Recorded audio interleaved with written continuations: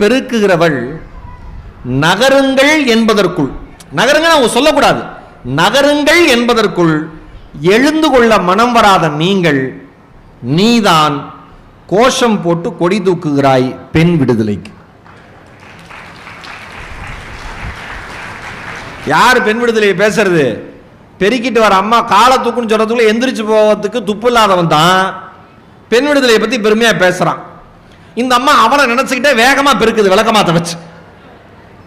இவ்வளவுதான். வாசிக்க துவங்குங்க, அதில் இருக்கிற அனுபவமே தனி. இந்த பசங்கள்லாம் அந்த கைத்தன்றதுனால சொல்றேன், அண்ணன் அதில் தான் கொஞ்சம் அட்ராக்ட் பண்ணிடுவார் எல்லாரையுமே. எதனால மற்ற கவிஞர்களோட யுகபாரதியை ரொம்ப நெருக்கமா இருக்காருன்னா, இன்றைய இளைஞர்களின் மொழியை கவிதைகளில் வடிக்கக்கூடிய ஒரு மாபெரும் ஆற்றல் அன்பண்ணன் யுகபாரதிக்கு உண்டு. ஒரு பையன் சொல்றான், அண்ணன் தான் சொல்றாப்புல, ஒரு பையனா நினைச்சு சொல்றாப்புல நான் நினைச்சுக்கிறேன்.